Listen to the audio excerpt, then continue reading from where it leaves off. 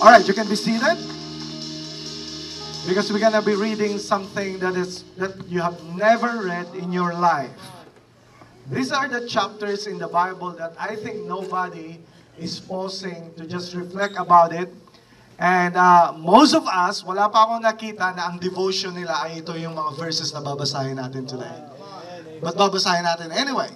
So I think today, lahat kayo nakapagbasa na ng Bible, hoping, praise God, amen. So, and most of you are reading your New Testament, and you start with Matthew, you start with Mark, Luke, and John. But these are the chapters that I think that most of us just nilalampasan na lang natin is because wala tayong makuha. But today, I said in my prayer that even the period, even the comma, even everything in the Word of God has been inspired, and we can get something out of it because it is inspired Word of God. So we're gonna be reading something here. Sino rito nakapagbasa na ng Book of Matthew? Right? Amen. How about the Book of Luke? May napansin kayo when you're reading the Matthew and Luke, is that nabanggit sa Book of Matthew, sa Matthew chapter 1, yung genealogy of Jesus Christ. Alright? At alam ko, walang nagbabasa sa inyo no, na ginawa yung devotion. Ang devotion ko ngayon is, wala. If you go to Luke chapter 3, same thing. It's also the genealogy of Jesus Christ. Pero kung iba sa inyo na pagtuunan nyo ng pansin yung mga verses na to, you will be noticed, kung pinag-isa-isa nyo yung mga names, mapapansin nyo that there's something na parang hindi aligned, parang hindi okay. So anyway, we're gonna read it, okay? Are you ready? So we're gonna read it. Bear with me as you're gonna bear with all these words that we're gonna hear. So we're gonna read it from first in Matthew. Lalampasan ko yung mga ibang mga verses so that hindi tayo matagalan. Magja-jump tayo, so mag-start tayo simula. Okay, Matthew chapter 1, verse 1 and 2. Ito yung simula ng book of Matthew. Okay, is it there? Okay, it says, okay, can you read with me, understanding what you're reading? Please try to grab something from the word. It says, Matthew chapter 1, the book of the genealogy of Jesus Christ. Kasi sabi ng genealogy, ito yung, what do you call it? Tree, what do you call it? Family tree. All right. So it says here, the book of the genealogy of Jesus Christ, the son of David. Take note of that. The book, can you be with me? The book of the genealogy of Jesus Christ, the son of David, the son of Abraham. Abraham begot Isaac. Isaac begot Jacob. And Jacob begot Judah and his brothers. And it goes on, almost many verses, it just keeps on repeating the word begat. So, okay? So, talagang bigatin sila, okay?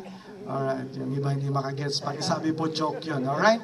So, it's always bigat. Kasi sabi ng bigat, gave birth, okay? So, or in other translation, father somebody, okay? So, I'm gonna jump on that verse na na-emphasize yung about kung kanino galing si Jesus Christ. You got to take note of those words, the son of David. Let's jump to the last verse in Matthew chapter 1. Please show the next verse, please. There you go. And Jesse begot David the king. Okay, take note of that. David the king begot Solomon by her who had been the wife of Uriah. Nabanggit pa yan, ano? Okay, so kay David, nabanggit. So, and then, let's continue the verse. And Jacob begot Joseph, the husband of Mary, all right? Of whom was born Jesus, who is called Christ. Now, take note this. So, all the generations from Abraham to David are 14 generations. From David until the captivity in Babylon are 14 generations. And from the captivity in Babylon until the Christ are 14 generations. When the Bible is mentioning something, the Lord placed it there so that He is sending to you a message. At sabi ko nga sa inyo, walang nag-devotion. Ayun ang devotion nila. Jesse begot David, Jesse begot, okay. So, but today, that's what we're gonna be understanding today. So, let's go to Luke, alright? So sa book of Luke, naisulat din doon yung genealogy ni Christ. You take note of this, I challenge you, you compare the two, and you will be amazed on discovering something. Let's go to Luke. Now here's what it says. It's different, okay? So he started something different because not from where Jesus was born. When was Jesus was born? But he started when Jesus was already about 30 years of age. Okay, take note of this. Okay, here's the Bible says. Now Jesus himself began his ministry at about 30 years of age, being, take note of those, as was supposed, okay? Follow me now. Sa ngayon, parang boring ang mga verses na yan kasi parang walang impact.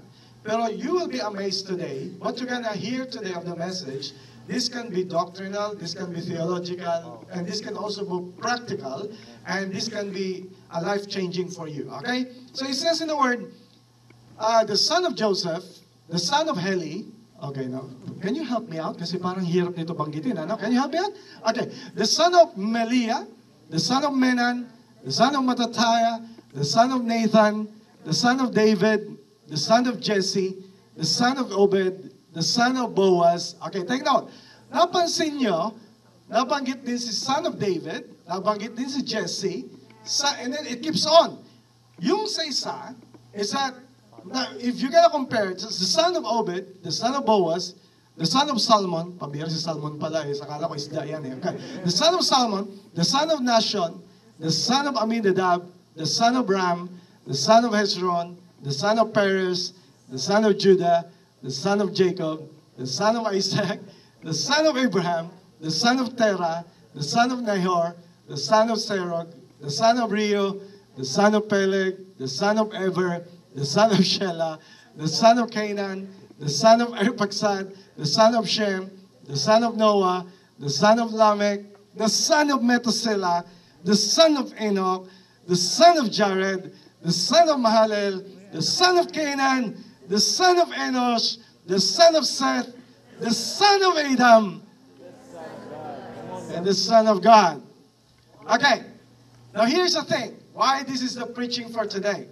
You get Matthew, the genealogy of Christ in Matthew, compared it to the genealogy in the book of Luke. Many people are saying that the Bible is a mistake because it contradicts each other. So there's a contradiction. And today, the message that I'm going to be preaching to you is this. I know this is the month of celebration, right? That we celebrate. Sino rito nag-enjoy ng maraming celebration left and right? Amen. Just yesterday, come on, sa neighborhood namin, left and right ang celebration. Everybody's celebrating. Because why? It's Christmas, all right? It's so good to celebrate in life. But today, coming from those verses, is coming from how Christmas started, I'm going to be teaching you something that will just flip your mind. It will change the way you're going to deal with life. And the goal of this message is this. I pray that somebody here will finally accept the reality of life. And that also, this will help you to look on the challenges of life so that it will help you to mature in life, and the Lord will help you to grow in life. All right? So in these two chapters, many people are saying that this contradicts one another, and there's a mistake. The truth is, there's no contradiction. All right? Here's the thing. So that's why today, I'm going to be preaching to you not just how to have a life of celebration, but amazing word today is that I'm going to be teaching you about the blessings of contradiction. Amen. The blessings of contradictions. How to handle life contradictions and go through it. Because the truth of the matter is, life is a contradiction. Here's the thing that you need to understand. Okay, hear me out. Because in these things, this is all about contradiction. The Bible, many people are saying it's a mistake. It contradicts one another. And life is all about contradiction. Here's the thing. Do you believe, do you realize that actually life has so plenty of contradictions? Ibig sabihin ng contradiction, something, a statement, an idea that doesn't reconcile to each other. Alright? So it means that a contradiction is, sa Tagalog, is pagkakasalungat. Alright? Do you agree that actually, here's the thing that you gotta understand. Maturing in life, it takes you how you're gonna handle the contradictions in your life. Alright? It's not just how you handle celebrations in your life. Because life is not just about having celebrations, it's about how you handle contradictions. Alright? For example, hindi nyo napapansin, ang buhay natin ay puro pagkasalungat. At paano ka mag-grow sa buhay, ay paano mo i-handle ang mga kasalungatan sa buhay. I don't know if this is relating to somebody. But para maintindihan nyo, kahit bata pa lang, may contradiction na. Alright? For example, si Cloud, I will never forget si Cloud, 5 years old. Sabi niya sa akin, Dad, what we gonna eat tonight? And sabi ko sa kanya, fried chicken? Wow, fried chicken? And then sabi niya sa akin, and then all of a sudden, he asked, Dad, is killing bad? Of course, I said, of course. Killing is wrong. That's bad. That's a sin. And then he followed up with this question. And sabi niya sa akin, how do we get the chicken? Alam mo sagot ko? Okay, vegetables ang kakainin natin ngayong gabi. Alright? But do you know how you understand the contradictions of life? For example, si Riv last night, nakita niya yung, lakad kami, nakita niya yung moon. Ang sabi niya sa akin, he said, oh, it's a beautiful moon. She said, sabi niya, oh, I know, Jesus is living there. Alright? But then, ang sabi ko sa kanya, don't you know, Riv, that Jesus is in your heart? Alam mo, response sa Riv, what? How can he fit in my heart? You get to understand the contradictions of life. Anyone here, and as you grow, and as you live out your life, the truth is, life is full of contradictions. I hope you can relate. I'm digging something here so that you can finally accept, because maturing in life takes something that how you handle contradictions in life. For example, kayo lang naman nagmamahalan, tayo mga nagmamahalan, sino rito will agree with me that every person has a contradiction in their life? Come on, ang hindi mag-agree, pambihira, perfect yung partner mo. Come on, somebody. Tingnan mo yung katabi mo. Yung katabi mo, ang daming contradictions din yan. Amen? Who agrees? Kayong mga mag-asawa, tayo mga mag-asawa, partners, you will agree with me that life, that relationship has so many contradictions. Alright? Hindi ko na kailangan elaborate kasi maubos ang oras natin, but you fully understand what I'm saying. Yeah, who will understand with me na, alam mo, for example, to be in love is both lovely and scary. Yes. There's contradictions. How about getting successful in life? It's both hard work and at the same time, it takes contentment. Life is all about contradictions. And how you mature in life is how you handle the contradictions in your life. It is not just how you handle celebrations, but how you handle contradictions. Why I'm saying these things is because the Bible is full of contradictions. All right? And the maturing in life, the maturing in relationship, the maturing in leadership, the maturing in all aspects of life is all about how you handle maturity in life. Because I want to tell you, don't you know that the Bible is full of contradictions? Kanina, what a lovely testimony. Come on, can we honor the Lord for that amazing testimony? But right there is an amazing contradiction. He said, for when I'm weak, that's a contradiction. In a deeper terminology, it's called paradox. Okay, paradox. Kasi sabihin, same word or statement, hindi mag-reconcile, but still you accept it as true. And the Bible is a book full of contradictions, full of paradox. Sabi ni Lord, for when I'm weak, then I'm strong. And then sabi ng Bible is, if you want to increase, decrease. If you want to be first, be the last. If you want to be the greatest, be the servant of all. If you want to be at the top, start. Oh, come on, someone. It's all about contradictions. I must increase, he must increase, I must decrease. Don't you know that life, even Jesus Christ said, whosoever wants to have life shall lose it. There's contradictions. Huh? And that is why the world can never understand us, because his thoughts are not our thoughts. And my goal for today is so that I will teach you, so that you will finally realize, for all of us, that everything that's happening in our life, you gotta accept now the reality that life is full of contradictions. And contradictions is not something that will destroy you or punish you, but contradictions are actually being used by God so that you're gonna grow in life. You get what I mean? Because I believe that, sabi ko kanina, kung si Riv nga at si Cloud, meron na silang contradictions in their life. Nagtatanong na yung mga bata about something that they cannot reconcile. Don't you know tayo nag-grow in life is how we handle those contradictions in life. Amen? And that's why today, the Bible is full, even Christmas is full of contradictions. Let me prove it to you. He's the King of Kings and the Lord of Lords, yet He was born in a manger. He owns the universe, but still, He was born in a poor family. Come on, somebody. Are you following the contradictions here? He was being praised, He's being worshipped in heavens.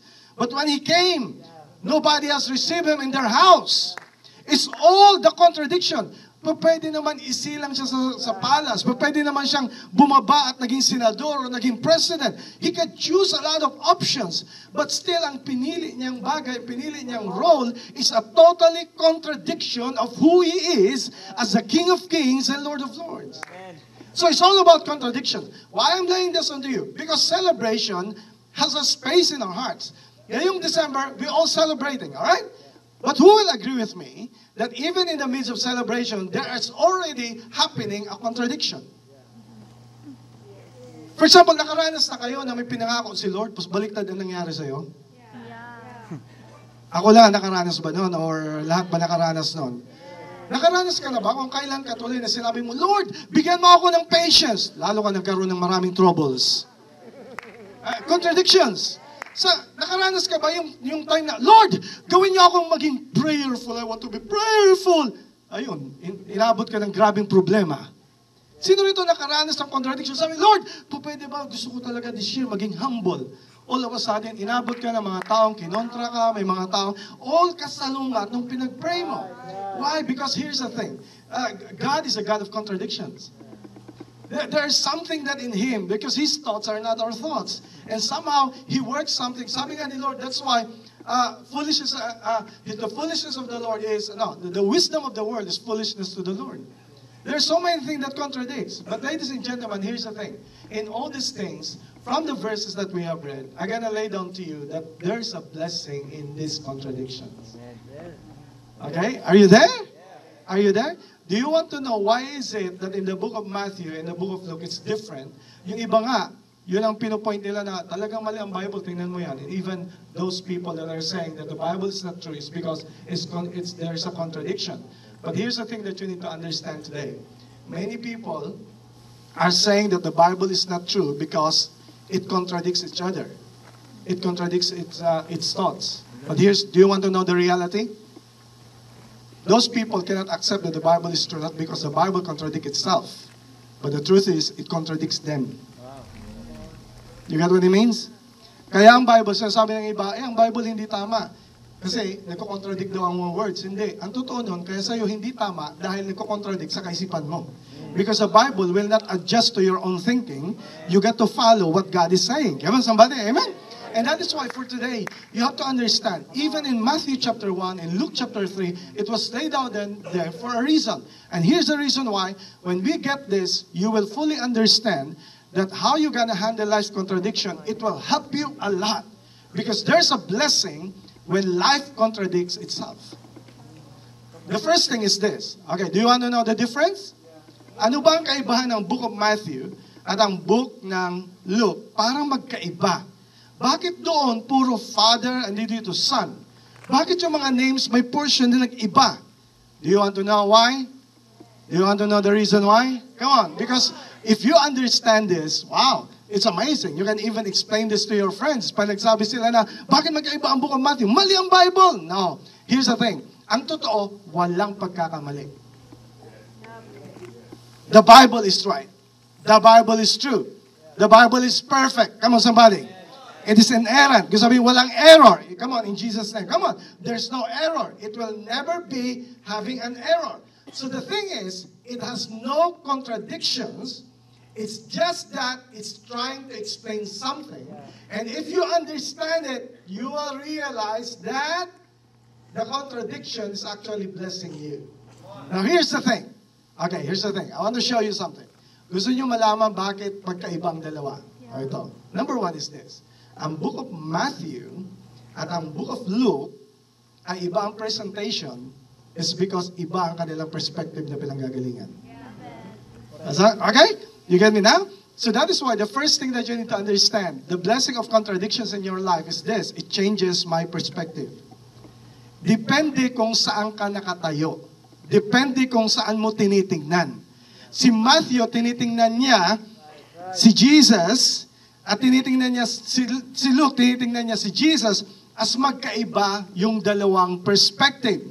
What is the perspective? Ladies and gentlemen, Matthew is actually the genealogy of Joseph. Sino si Joseph? Yung tatay niya, right?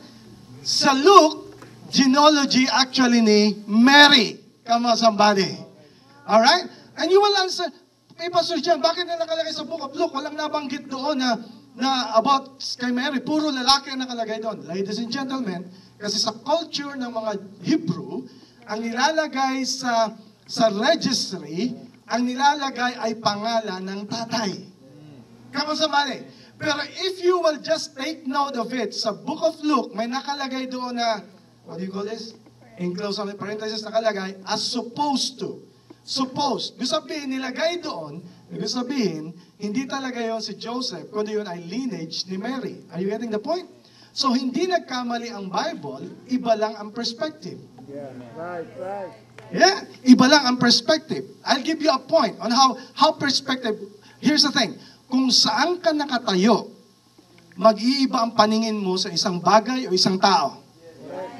Do you get this? Do you understand? I'll show you. I'll prove it something to you. Come here, Ipe. Come here, kasi model natin to si Ipe. Come on, somebody. Alright?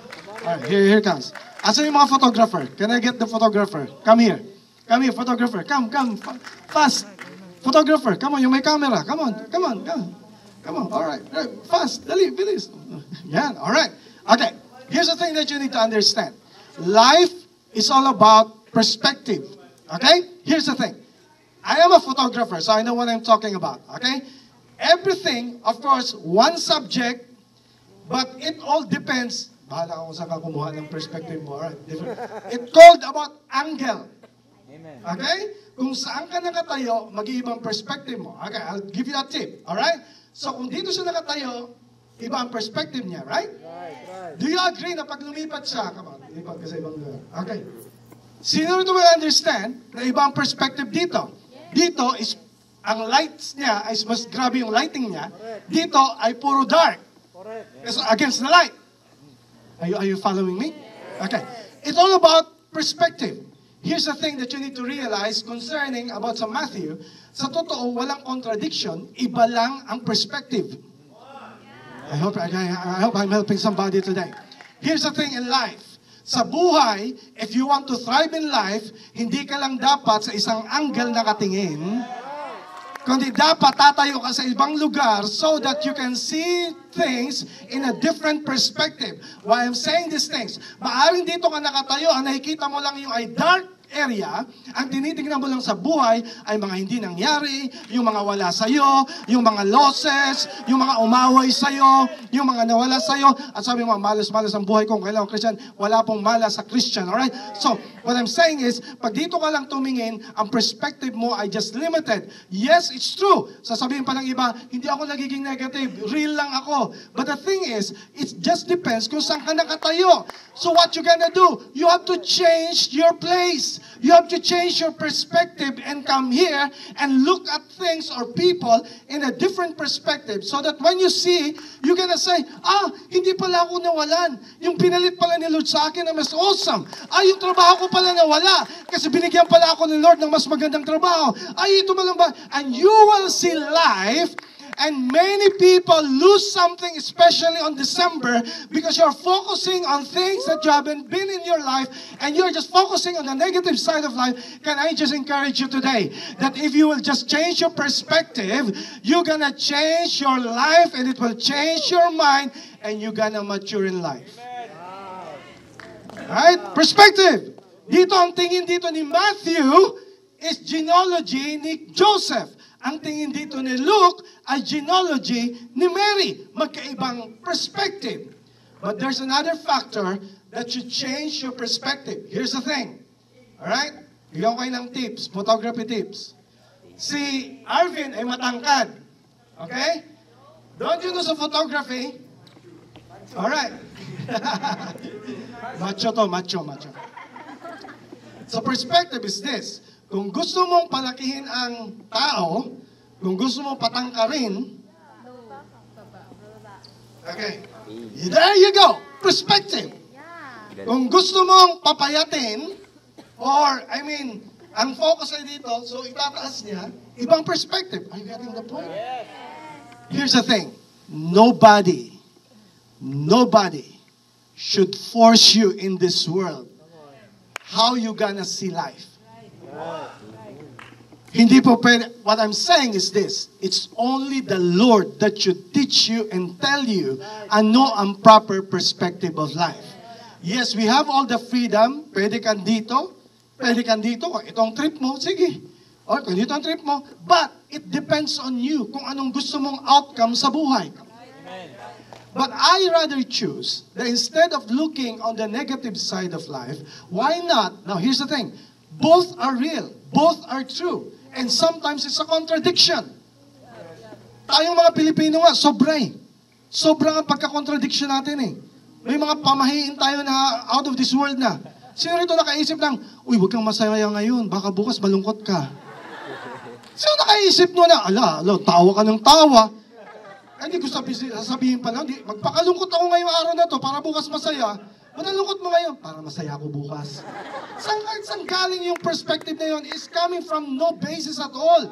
But the thing is, yes, ang reality ng buhay, sino mag-agree sa akin? May mga pagkakataon sa buhay mo na talagang madalim ang perspective ng buhay. Now, here's the thing, hindi ka pinagbabawalan ng Diyos. If you have a bad times in your life, you can bleed, you can cry, you can just be as human as you are because we're humans with emotions and feelings. Hindi disregard ni Lord. But what God is pointing is, instead mag-focus ka at mag-stay ka lang in one place, how about subukan mo naman ang ibang perspective na kung saan mo nakikita na may ilaw at hindi ka against the light. Did you get the word? So good. Do you get what I'm saying? Not against the light of God, not against the light where God is showing the light on you.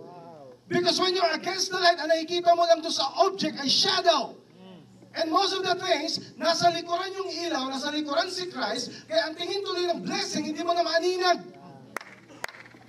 I hope I'm helping you out. It's all about perspective. Pero kung pupunta ka sa isang bagay, pang bihira, nakikita ko na, ang pogi pala ni Ipe. Come on somebody. It's never too late in Jesus' name.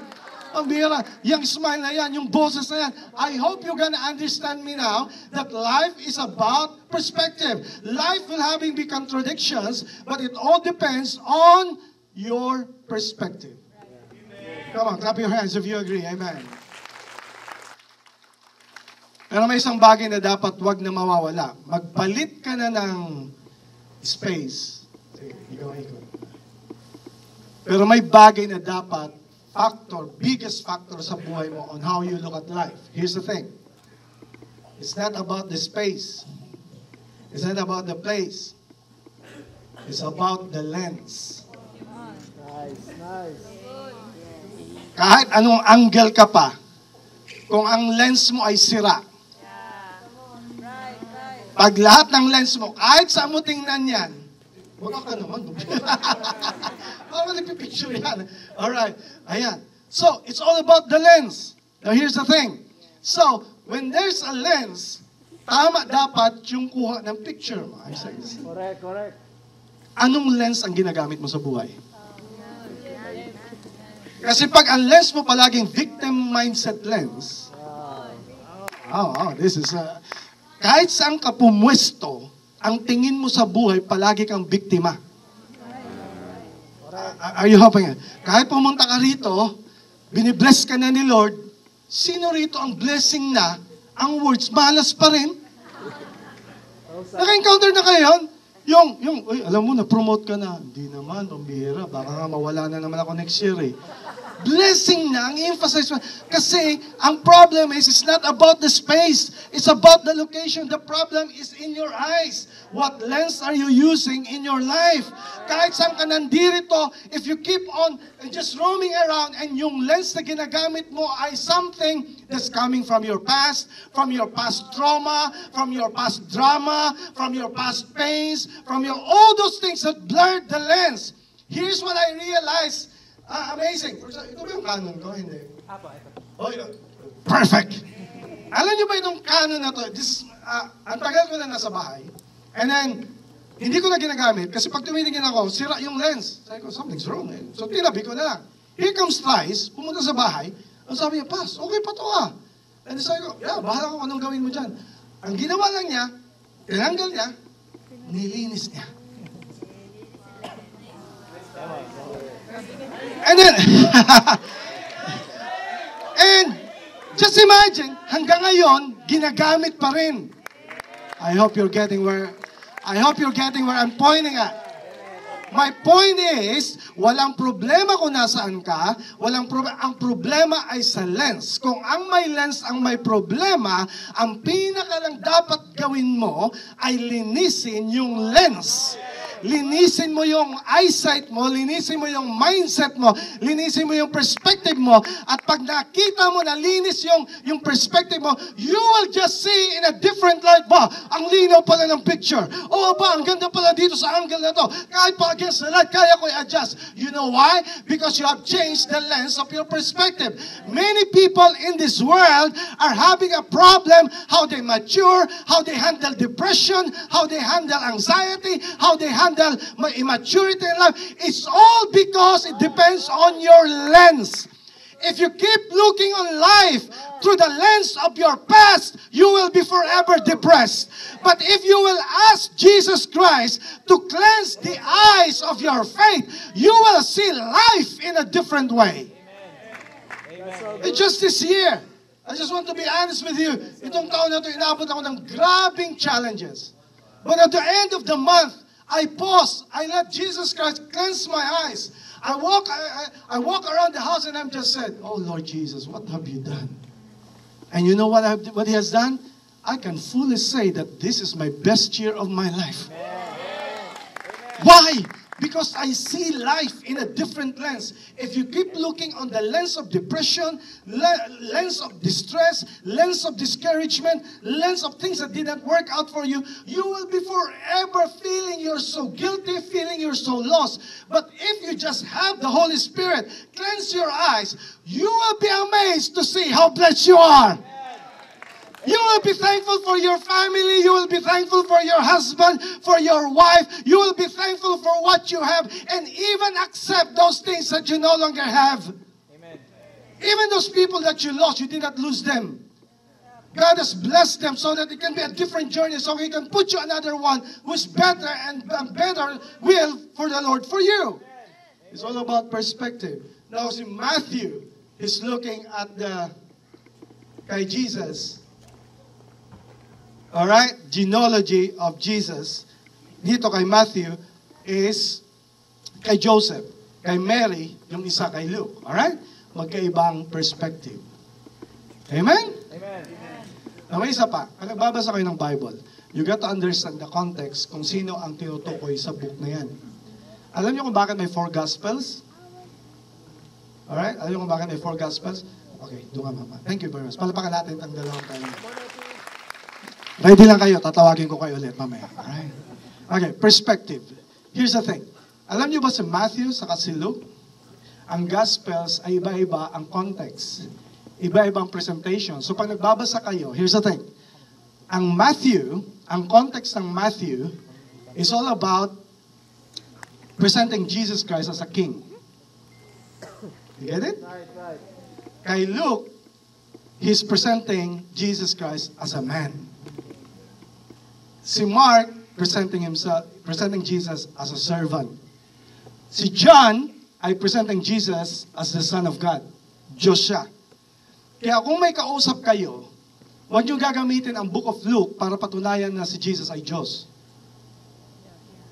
Gamitin mo yung Book of John kasi ang context doon, pinapakita doon na si Jesus ay Son of God. Kaya nga nakalagay doon, and the Word was made flesh. Alright? For God so loved the world that He gave His only begotten Son. Are you following me now? Pag nagbasa ka naman ng pagiging tao, nandun ka kay Luke. Pag nag-present ka na about siya'y servant, nandun kay Mark. Pero kay Matthew, pinapresent siya as a king. As a king. How will I prove that? Napansin nyo, ang bungad ng Book of Matthew, ang sabi, this is the genealogy of Jesus Christ. Kaninong anak daw nagsimula? Son of whom? Son of whom? Son of David. Sino si David? The king of Israel. Why? Kasi ang tinitrace sa Book of Matthew ay yung kingship ni Jesus Christ. Oh, follow me now, don't miss this. Can I ask you a question? Posible ba na si Jesus Christ ay hindi na naging baby at dumating na lang dito, 30 years old? Possible ba?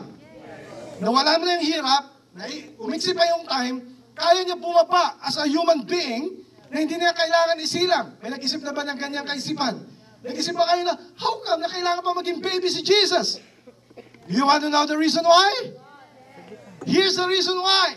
The reason why Jesus has to be born as a baby because kingship is by birth. Walang king na hindi pwedeng isilang sa lineage ng hindi royal family.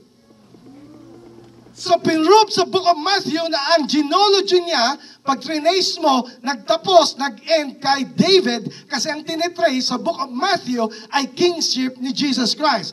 Look at the perspective. Walang contradiction, magkaiba lang ng perspective. Tinitingnan si Jesus as a king, si Luke naman tinitingnan as a man. Are you following me now? Amen.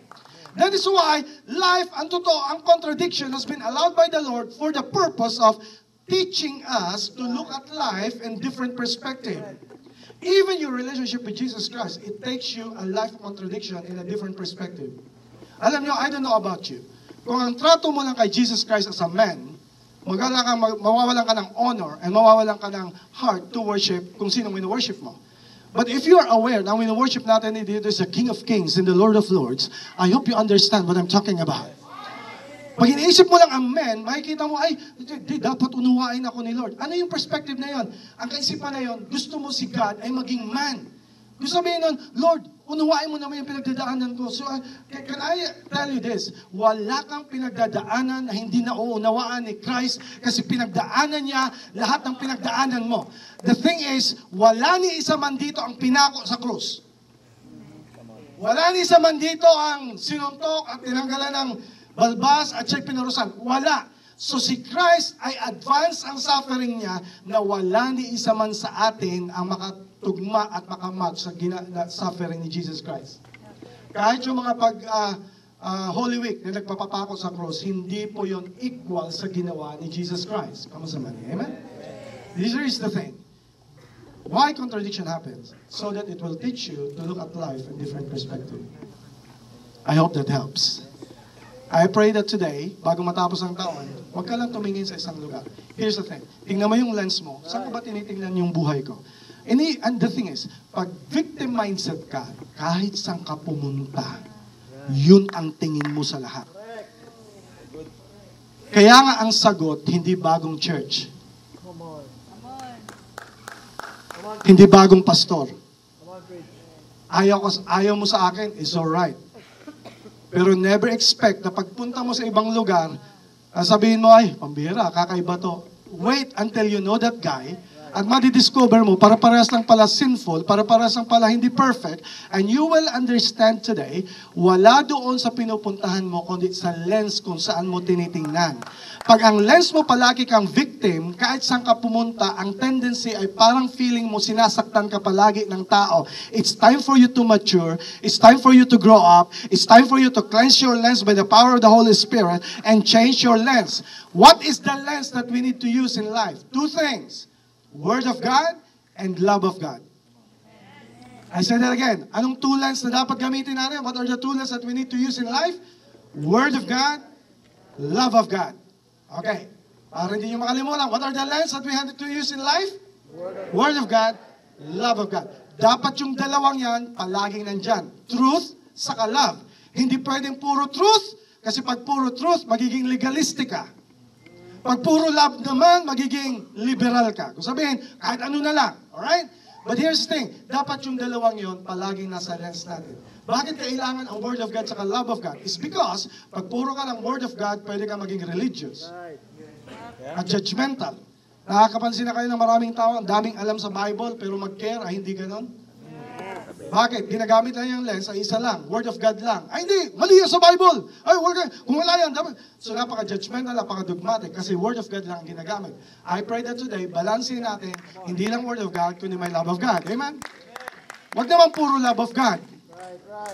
Hindi, mahal tayo ng Diyos. Hindi, pinatay doon eh. Hindi, mahal pa rin ng Diyos yan. Ayos yan. Wala na bang boundaries? Wala nang, kung ano, wala nang objective na truth? Wala nang absolute truth? Here's the thing. Hindi mo pwedeng kunin yung isa na hindi ko kunin yung isa. Kaya maraming nagkakadebate, maraming nagkakaaway-away, maraming totally conflict is because ang isa ay yung pinanindigan ay yung Word of God. Ang isa lang ang pinanindigan yung love of God. Ang totoo nun, dapat yung dalawa magkasama palagi. Come on. Can we clap our hands for that perspective? Second thing. Or is the thing? Ipe, halika rito. Praise God. Amen. Palakpakan natin si Ipe. This is a very amazing man. Amen? The second thing that you need to understand is that, number one, the Lord allows contradictions. The blessing of contradiction is because, number one, it changes my perspective. So ngayon, gagamitin ko ng lens sa buhay ko ay hindi lang ang lens ko sa sarili ko. Hindi na dapat lens ng negativity. Hindi na dapat lens ng toxicity. Right. Hindi na dapat lens nung nakasakit sa akin in the past. Come on. Amen. Kasi if you haven't forgiven, pagpalagi hanggang ngayon, lahat ng tingin mo sa tao para parehas. Correct. Kaya wala kang nagiging relationship na nagiging okay. Oh, here we go. It's because ang mali actually yung lens mo. Ang lens mo ay yung ginawang mali sa'yo. Right. Kaya ang words mo, para parehas talaga kayo. Hindi sila para-parehas, ang hindi nagbago yung lens mo. Kasi you still carrying yung mistake, yung pain, nung dating relationship, dala-dala mo hanggang sa ngayon. But what if today, the Lord will set you free from a new eyes, and you will see life differently. Look at a beautiful testimony a while ago. Different, totally change of lens. At nakita niya na hindi puro things, but kailangan natin si Lord. It's all about perspective. But the second thing is this. Not only did it change my perspective, but second thing, it changed the way I see people. It changes the way I see people. Sa tingin, kayo mga nandirito, anong tingin nyo kay Ipe? Di muna kayo, dito muna. Gusto ko malaman dyan sa side na yan, alright? So, anong tingin nyo dito? Anong, hindi lang sa pogi, but look at him. Alright? Oh, sabi nitong isa, nagpapakute talaga si Ipe, ano? So sabi ni Chinito, ngayon ko lang nalaman na Chinito pala si... Oh, see? May mga nakikita dito na hindi nakikita dyan. Baka yung kanan niya, Chinito, yung isa, hindi. Oh, anyway. Kayo, anong tingin nyo dito sa perspective na to? Ano? Ha? Anong Arabo? Grabe kayo, ha? Grabe kayo, Pasko na, ha? Alam ko ang kasunod nun, kayo talaga, no? Okay. So, ayan. Okay. Dito sa perspective na to, anong tingin niyo? Yeah. Ha? Ha? Look at this. Dito, Chinito. Doon, Chiquito. Grabe kayo. Alright. Pero iba-ibang perspective natin. Who will agree with me? The way we look at people is not because of who we are, of who they are, but because of who we are. Amen. Nice. Right? Now, here's the lens. Iba ang lens dito, ibang lens dito, ibang lens doon. And the way you see a person is different. And here's the thing that I learned this year in a hard way. In order for me to let go of anything that is ailing on my heart, in order for me not to be toxic, in order for me not to be judgmental and everything, I just come to the point that I'm gonna see, I'm gonna look at this person in a different light. And sometimes I literally look on the picture and I look at them in a different light. And I see, put it in a positive way, and it changes the way you see life. For example, sino rito may boss? Taas kamay. Alright, lahat may boss. Amen, praise God. Dahil pa lang may boss ka namin. Alright. So, nakikita lang natin ang mga boss natin sa perspective ng pagiging employee. At boss siya. Pero we never dare na tingnan siya dito at sipain siya. No, just kidding. Bila pumasok eh. Alright. Kasi iba ganun eh. Pambira, makagigil talaga to ah. Amen. Grabe, may nakaka-relate. But here's the thing. Hindi natin sila tinitingnan the reality na sila din ay tatay sa bahay nila. Alright? na sila din ay may pinagdadaanan sa buhay nila. You never know na ang boss nyo is yung pala may problema sa asawa, yung pala may problema sa pamilya. We never thought in that angle. Ang tinitingnan lang natin ay yung perspective. At dahil ito yung pinili kong perspective, yun ang judgment ko sa isang tao. Can I just help you today? In order for you to look at a person in a different way, look at them in different roles that they are living in their life. Not only as a boss, tingnan mo siya, how is he as a father? How is he as a husband? How is he as a wife? How is she as a friend? So you will see na, wow, oo nga, di ko nakita yung angle na yun, di ko nakita yung perspective na yun. And here's the thing that it will help you a lot. It will stop you from being bitter. It will stop you from being controlling. It will stop you from being judgmental. And you will just honor people on who they are. Amen? Now, you're gonna say, Pastor John, paano yung mga taong, alam mo, hirap pakisamahan, mga taong mali? Of course, in another angle, kailangan mo manindigan sa tama, kailangan mo ipanindigan mo yung conviction mo, but on the other hand, hindi mo dapat i-let go yung sarili mo na you're gonna say, I'm gonna hate this person of who they are. No. Because hate has no place in our hearts. Amen? But the point is, it changes the way I see people. Now, balik tayo kay, thank you, sir. Thank you very much. Amen? Amen. Thank you sa pagtulong mo sa akin sa message. Amen? Pero this is the way I change people. Here's the thing. May tanong ako sa inyo. Ibang perspective. Kasi the way you see people is who you are. Anong trabaho ni Matthew? You got it. Kanino nagko-collect ng tax si Matthew? Sa Romans ba? No. Saan? Sa mga Hudyo. So nakikita niyo yung perspective, align, kasi line of David, lugar sila ng mga Hudyo. Kasi ang Matthew ay sinulat para sa mga Hudyo. Now here's the thing. Ang Luke ay sinulat, sino nagsulat? Si Luke. Anong trabaho ni Luke? Doktor ka na ba ng mga Hudyo?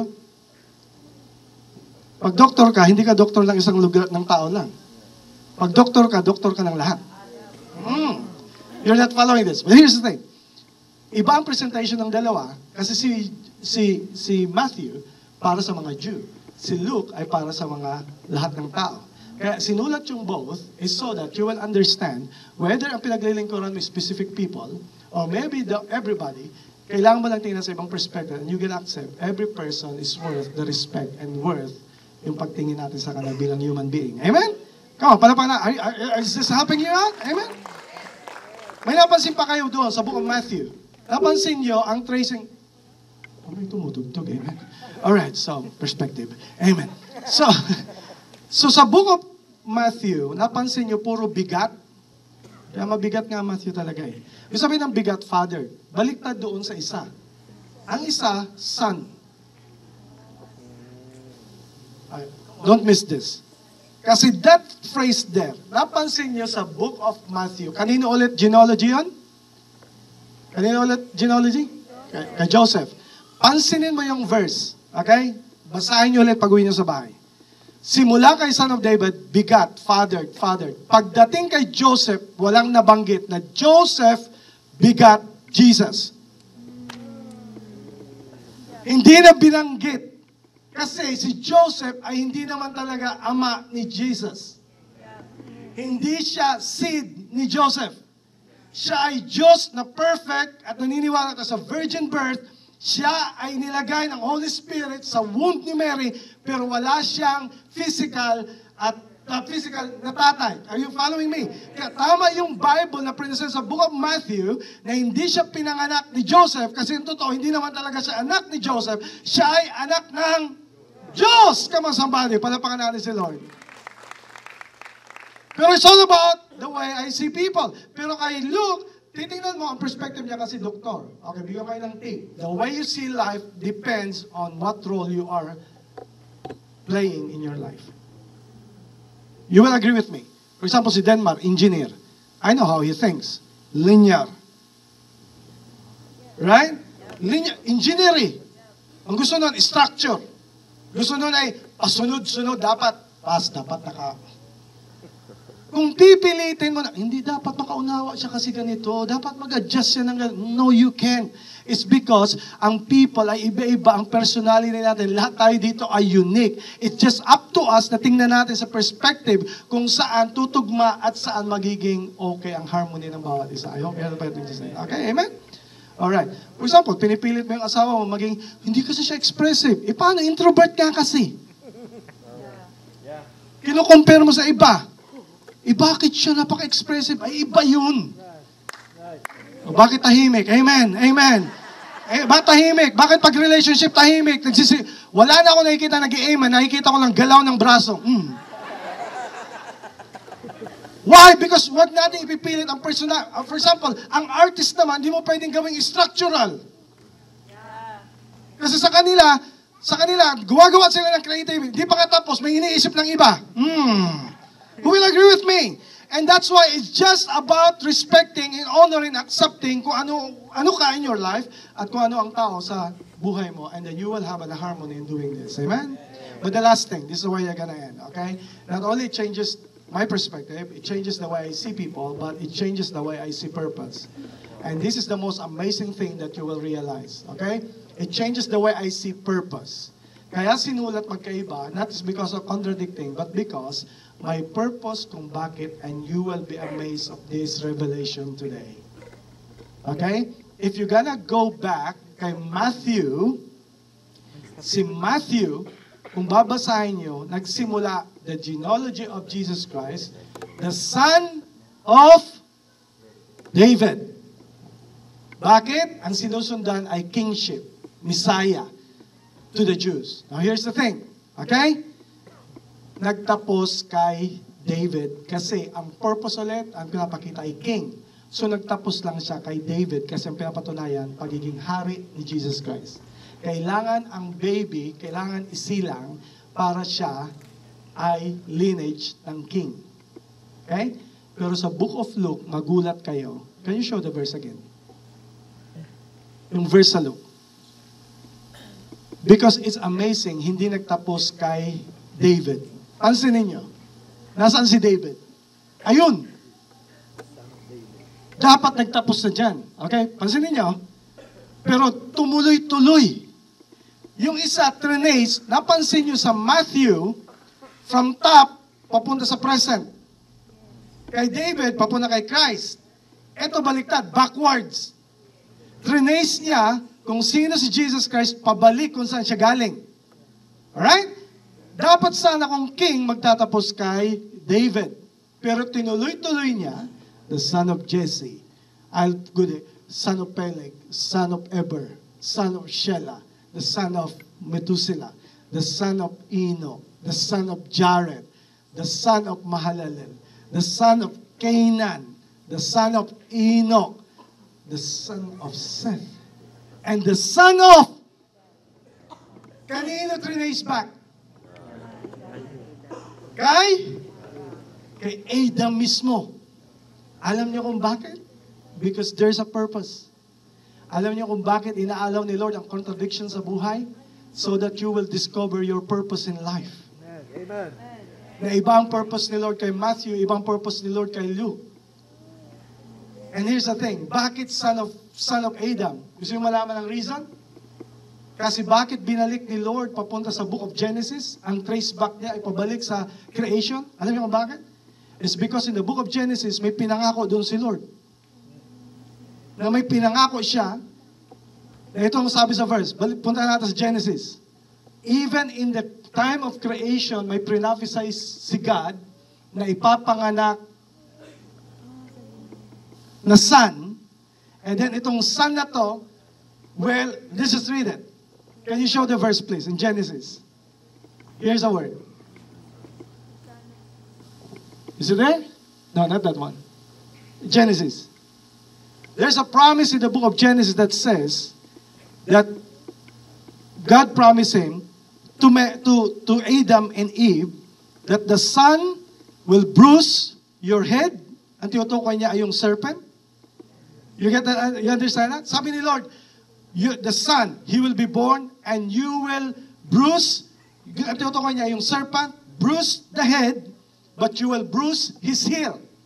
Even in the book of Genesis, pinangako na si Jesus na si Satan ay magsasuffer si Jesus bilang as a man, he will bruise his heel, but in turn, that Son of God will bruise the head of Satan. And we all understand that on that day when Jesus Christ died on the cross, He defeated the works of Satan once and for all and is finally finished. Now you understand bakit bumalik ang tracing back ng genealogy papunta kay Adam to prove a point na even in the book of Genesis, may provision na si God para sa salvation ng bawat isa. What I'm trying to point out is this, hindi pa na-create ang buong lahat ng generations, pero even before it happens, may provision na si God para sa lahat sa atin, para tayo maligtas. Now here's the thing, and you will be amazed, nagtapos ang verse, sa book of Luke, teka muna, di ba ang context ni Luke ay dapat pinapakita na si Jesus ay tao? Pero dito, siningit niya, nag-end, the son of Adam, here's the thing, the son of God. More about Christ. Amen. Amen. Jesus is the son of God. The truth is, the Bible says, Adam is the first Adam, but Jesus is the second Adam. What does it mean? Sa isang pagkakasala ng isang tao, nadamay tayong lahat.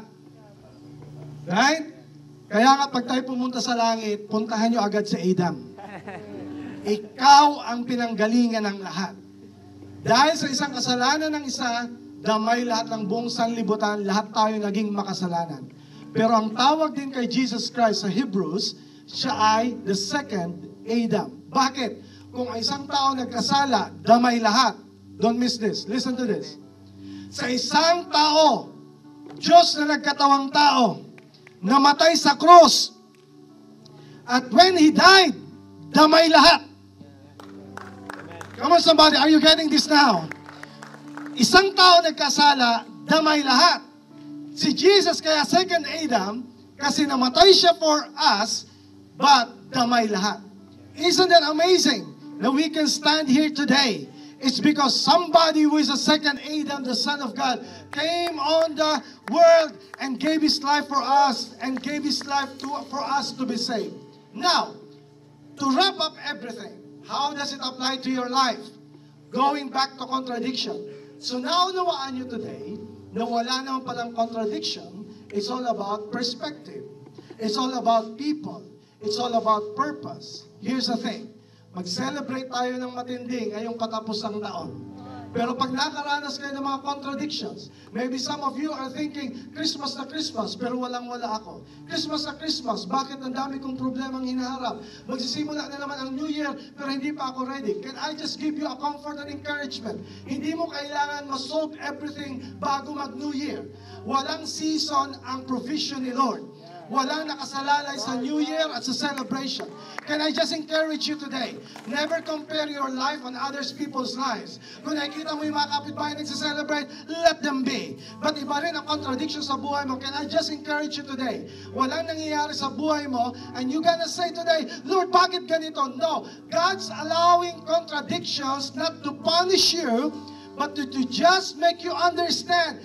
Maybe today you need to focus and to shift your perspective, look on people, and rediscover your purpose. Na kahit anong mangyari, New Year man o hindi, may purpose ka sa buhay. Amen. And here's the thing, ang mga mature na tao, hindi nakasalalay lang sa seasons. Ang mature na tao nakasalalay sa Diyos na hindi nagbabago kahit anong season. I hope this helping you a lot. Can I tell you, walang nagko-contradict sa buhay mo. Inaalaw talaga yan ni Lord so that you will grow in life. And today, the reason why I preach this word, so that pag nagdi-devotion kayo, nagkaroon kayo ng contemplation sa buhay niyo, you will finally accept. Ang buhay ay puno ng challenges, ang buhay ay puno ng contradictions, hindi mo na maalis yan, but here's the thing, you now understand fully, ginagamit pala yan ni Lord para magbago yung perspective ko. Na hindi ako puro negative. Kailangan ko din maging positive. Kailangan ko tingnan ang buhay in every angle of my life, and it will really change your life. I pray that today, you will have a new eye. That's only the thing that I'm praying for today.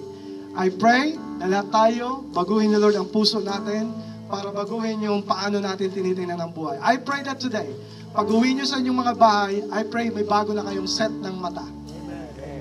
At tingin mo sa husband mo, wow, ang gwapo mo ngayon. Oh, wow, it will change your perspective. What do I mean? Uuwi ka ngayon sa bahay, ibang perspective mo, pasalamat ka sa bahay mo, pasalamat ka sa nung meron ka, pasalamatan mo yung goodness ni Lord sa mga anak mo, pasalamatan mo Lord si Lord sa trabaho, pasalamatan mo si Lord sa boss mo, amen? Pasalamatan mo siya kung anong binibigay sa iyo. Come on, change your perspective. Change your perspective. Don't ever come in a cycle or go in a life in a cycle of keep on complaining, keep on comparing. You gotta say, what's happening to my life? Hey, that's the reality. But you have a choice today that you will have a new eye and be thankful to the Lord for what God has given you. Is there someone here who wants to be cleansed? Is there someone here wanting that your eyes be washed by Jesus Christ? And you're gonna say, Lord, wash my eyes and you. I pray, Lord, that I will have a new lens and looking at my life. If that's you, come on, can we just celebrate and just stand up and thank the Lord for His goodness of how good He is. Thank you, Jesus. This mountain is moving. Thank you, Lord. I fix my eyes on you. Yes, thank you, Lord. If you said it, you do it. Thank you, God. Because you are God, no matter the odds, the outcome is always the same. Yes. The words on the pages, the promise you made us, still have the final say. You will make a way. You always make a way. You will make a way.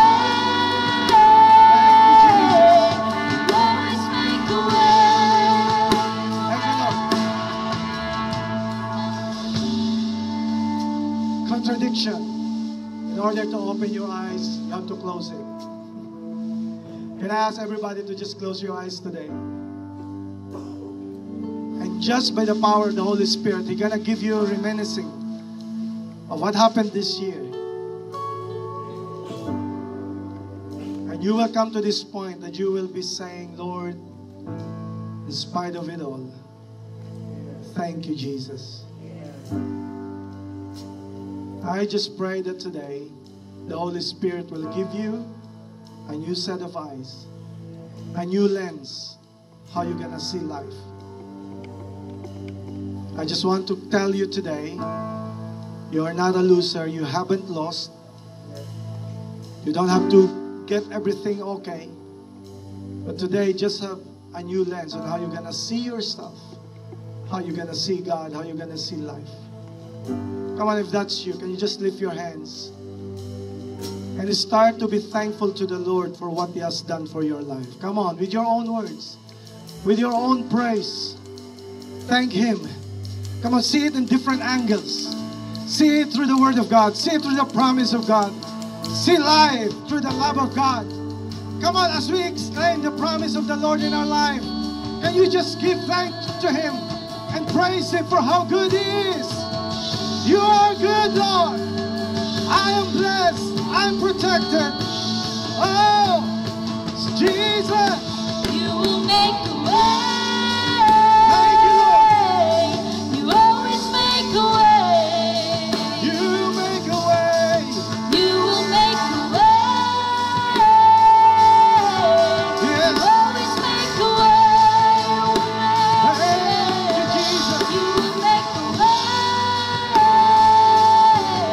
Thank you, Always Jesus. make a way. Habang na kayo nakapikit, I want to extend this invitation sa aming mga bisita, sa aming mga first-time visitors. This gospel is for you. Jesus Christ came down to save you. Wala nang ibang purpose si Lord. He came to give you a new life. He died on the cross for you. And today, kaya ka dinala rito sa lugar na to because God has a purpose for you. He wants to save you. And all you got to do, you don't have to be perfect. You don't have to get everything right.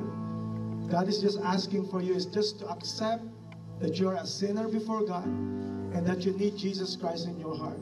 And if you accept Him in your heart, He promised that He will save you. He will give you a new life. He will forgive you. He will heal you. And He will send you to heaven when time comes. If there's someone here, sa aming mga bisita, and you want to receive Jesus Christ in your heart, walang titingin po, just look at yourself. If there's someone who wants to receive Jesus Christ, pwede po bang pakitaas ang kamay so that I can pray for you? There's one hand there, praise God. Another hand there, praise Jesus. Come on, can we just clap our hands for these people? Another hand there, praise God. Is there anyone? There's another one here in the middle, praise Jesus. Now here's the thing, sa lahat po na nagtaas ang kamay, as we sing the song, can I invite you to come here in the front so that we can pray for you. And as we sing the song, can I invite you to come? Please come, don't be shy. Come. Yes. You will As we make sing. a way. Yes. Always make a way. Thank you, Jesus. Thank you, Lord. Thank you, Lord. You will In Jesus' make name. a way. Don't be shy. Come. You always make Yes. a way. Thank you, Jesus. You will make a way. Thank you, Lord. Thank you, Lord. You always make a way. Thank you, Jesus. Thank you, Lord. You will make a way. All right. Now, that's for the VIP. Now it's for us. It's for us. Is there anyone here thankful to God for what He has given you this year?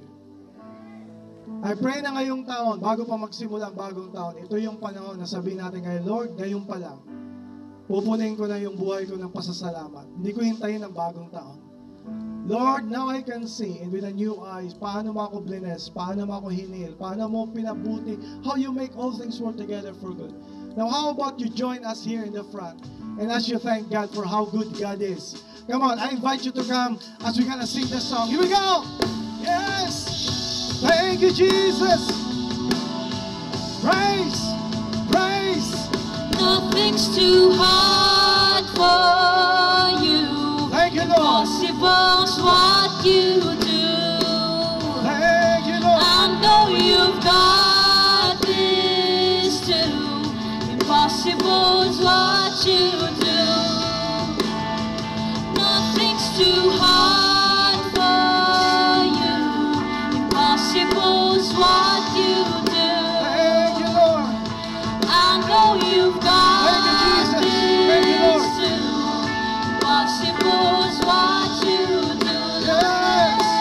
Thank you, Jesus! Nothing's too hard for you. Thank you, Lord! Impossible's what you do. Thank you, Jesus! I know you've got Thank you, this too. Impossible's what you do. Thank you, Jesus! You will make a way. You always make a way. Yes! Thank you, Jesus! You will make a way. Thank you, Lord! Thank you, You Lord! always make a way. Thank you, Jesus! You will make a way. Thank you, oh God! Always make a way. I'm gonna lead first those people na tatanggap kay Jesus. And if kung nandiyan ka, you can still follow this prayer. This is accepting Jesus Christ. Pwede po kayo sumunod sa prayer na to. You can close your eyes and you can follow me in this prayer. Ito yung prayer.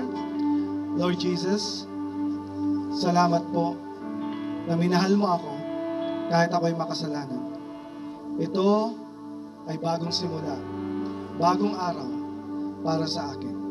Panginoon, tinatalikuran ko lahat ng aking mga kasalanan, ng aking pagkakamali. At salamat, Panginoon, na sa inyo ay may kapatawaran. Salamat na namatay ka sa krus para sa akin. Tinatanggap kita sa aking puso bilang aking Panginoon at tagapagligtas. Maraming salamat sa pangalan ni Jesus. Amen and amen. Come on, church, can we welcome this family in our house?